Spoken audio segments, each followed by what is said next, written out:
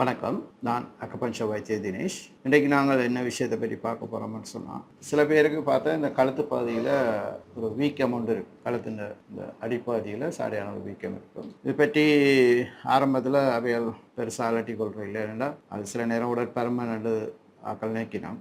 Thyroid சம்பந்தமான பிரச்சனை இருக்காண்டு டெஸ்ட்டுகள் எடுத்து பார்த்தாலும் அது எந்த டெஸ்ட்லேயும் ஆரம்ப கட்டம் காட்டப்படுகிறது இல்லை. அதால் அப்படி இல்லைன்னு சொல்லி கொண்டு இருக்கணும். ஆனால் நாட்கள் செல்ல ஒரு 4-5 வருஷத்தால் கழுத்து கடுமையாக வீங்க தொடங்கும். அதுக்கு பிறகு டெஸ்ட் எடுத்து பார்த்தா தைராய்டு பிரச்சனை இருக்குன்னு வரும். இப்போ என்னென்னு சொன்னால், இந்த தைராய்டு பிரச்சனை வரத்துக்கான உண்மையான காரணம் என்னென்னு தெரியாது. அது தெரியாமல் சிகிச்சைகள் எடுத்து கொண்டு இருக்கிறதால தான் அது வாழ்நாள் ஃபுல்லாக மாறுறதுக்கு அதுக்குரிய மருந்தும் வாழ்நாள் ஃபுல்லாக எடுக்க வேண்டியிருக்கு. இதில் சந்தோஷமான விஷயம் என்னென்னு சொன்னால், தைராய்டு பிரச்சனையை முழுமையாக குணப்படுத்தி மருந்து இல்லாமலே வாழலாம்.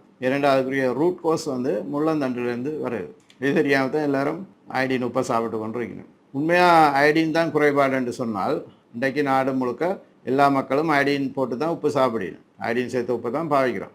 நான் முதற்கொண்டு எல்லாரும் அப்படி தான். ஆனால் நிறைய பேருக்கு இந்த கழுத்து வீக்கம் இருக்குது, நிறைய பேருக்கு இந்த தைராய்டு பிரச்சனை இருக்குது. இதில் 2 வகை இருக்குண்ணா, ஹைப்போன்னு சொல்லி. எதுவாக இருந்தாலும் ரெண்டுமே நாரி வருத்தத்தெல்லாம் வருது.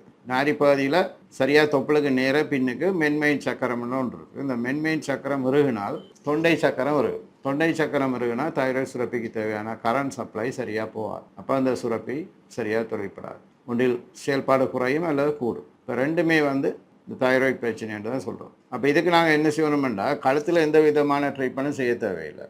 நாரி வருத்தத்தை சுகப்படுத்தினா சரி. நாரி பகுதியில் டிஸ்க் பல்ச் ஆகியிருக்கும், அல்லது அந்த இடத்துல ஒரு வளைவு ஒன்று இருக்கும். அந்த இடத்துல உள்ள சக்தி சக்கரம் இருக்கிறதால முள்ளந்தண்டு பாதி அந்த இடத்துல வளைஞ்சு போயிருக்கும். அந்த வளைவை நிமித்தி விட்டால் சரி. அதுக்கு நாங்கள் அக்குபஞ்சர் மூலம் முழுமையாக சுகப்படுத்தலாம். அதே மாதிரி 2 கிழமை 3 கிழமை ட்ரீட்மெண்ட் செய்ய ஊராக்களுக்கு ஒரு மாதிரி டைம் எடுக்கும்.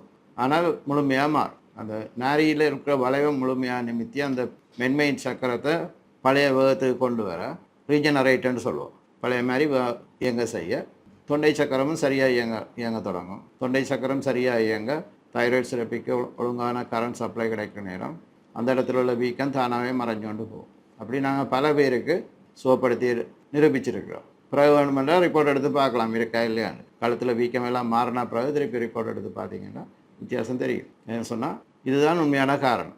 ஏன்னு சொன்னால் அயோடின் உப்பு சாப்பிட்டும் எல்லாருக்கும் பிரச்சனை இருக்குது. அயோடின் உப்பு சாப்பிட்றதால தைராய்டு பிரச்சனையை மாற்றிடலாம். அயோடின் குறைபாடு என்று சொல்லி எல்லாருமே வாழ்நாள் ஃபுல்லாக மருந்து எடுத்துனா இருக்கணும் இந்த தைராய்டு பிரச்சனை உள்ளாகும். ஆனால் நாரி வருத்தத்தை மாற்ற தைராய்டு பிரச்சனையை 100% மாறும். சாடையாக வீக்கம் இருக்கண்டா நீங்கள் இந்த கழுத்து பகுதியில் கழுத்துன்ற கீழ் பகுதியில் வீக்கம் இருக்கண்டா வழியாக விளங்கிக் கொள்ளுங்க. தைராய்டு பிரச்சனை உங்களுக்கு நாரி வருத்தம் இருக்கும். இந்த சீசர் பண்ணுற நேரம் ஆப்ரேஷன் பண்ணுறதுக்கு முதல் ஒரு இன்ஜெக்ஷன் அடிக்கணும், அனஸ்தட்டிக் இன்ஜெக்ஷன். அந்த இன்ஜெக்ஷன் போட்ட எல்லா அம்மாருக்கும் நாரி வருத்தம் இருக்கும். அதில் தைராய்டு பிரச்சனையும் வரும். அவங்களுக்கு எல்லாம் தைராய்டு பிரச்சனை இருக்குது. 100க்கு 99% சிசேரியன் செய்த அம்மாருக்கு தைராய்டு பிரச்சனை இருக்குது. அதே பிரச்சனை தான் முழங்காலுக்கும் வரும். ஏன்னு சொன்னால் அங்கே L3 L4 இடையில் உள்ள சக்தி சக்கரம் இருக்கிறதால தான் தைராய்டு பிரச்சனை வருது.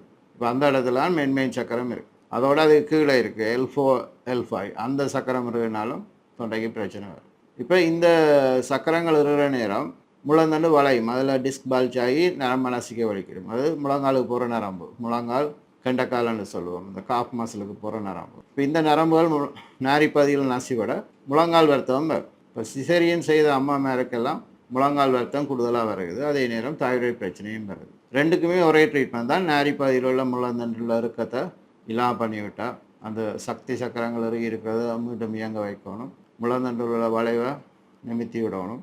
இது ரெண்டையும் நாங்கள் செய்ய தைராய்டு பிரச்சனை சுகமாயிடும். இதுக்கு நாங்கள் அக்குபஞ்சரில் அந்த இடத்துக்கு ட்ரீட்மெண்ட் செய்யணும். அடுத்து cupping therapy, massage therapy, pranic healing, pulse balancing இந்த மாதிரி மருந்தில்லா மருத்துவ முறைகளை பயன்படுத்தி தைராய்டு பிரச்சனையிலேருந்து முழுமையாக குணப்படுத்தலாம்.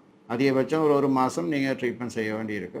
அதோட நீங்கள் வாழ்நாள் ஃபுல்லாக மருந்து எடுக்க வேண்டிய பிரச்சனை சரியாயிடும். ஏன்னா தைராக்சின் ஹோமோன் உங்களோட உடம்புல உள்ள எல்லா அனுசப தொழிற்பாடுகளுக்கும் தேவை.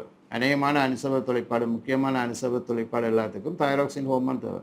இதய துடிப்பு, சுவாச வீதம், சமிபாடு, கழிவாற்றல் இந்த மாதிரி எல்லாத்துக்குமே தைராக்சின் ஹோமோன் தேவை. அப்போ ஹோமோன் இல்லைன்னா நீங்கள் என்ன செய்கிற மருந்து எடுக்கணும். மருந்துக்கு தெரியாது எப்போ கூட வரணும், எப்போ கூட பாவிக்கணும், எப்போ குறைய பாவிக்கணும்னு தெரியும். எல்லா நேரமும் ஒரே மாதிரி தான் பாவிச்சு கொண்டு இருப்பீங்க மருந்து. அதால் நிறைய உடல்நல பிரச்சனைகள் ஏற்படும். மயக்கம் போட்டாலும் ஆக்கள் விழுகும். என்ன சொன்னால் அவங்களோட உடம்பு அதுக்கேற்ற மாதிரி கணக்காக இந்த நேரத்தில் கூட சுரக்கணும், இந்த நேரத்தில் குறைய சுரக்கணும் என்று தீர்மானித்து மூளை அது மிகப்பெரிய ஒரு கண்ட்ரோலாக இருக்குது. அப்போ மூளையின் தலைமை சுரப்பி வந்து அதுக்குரிய ஹோமோனை சுரக்கும், தைராய்ட்ஸின் வந்து தைராய்டு சுரப்பியால் சுரக்கப்படும். இப்படி அது பெரிய ஒரு சிஸ்டம் உள்ளுக்கே இருக்குது. இது வந்து மருந்தால் இதை செய்யலாம். மருந்து இல்லாமலே நாங்கள் தைராய்டு பிரச்சனையை சுகப்படுத்தி நலமாக வாழலாம். நன்றி, வணக்கம்.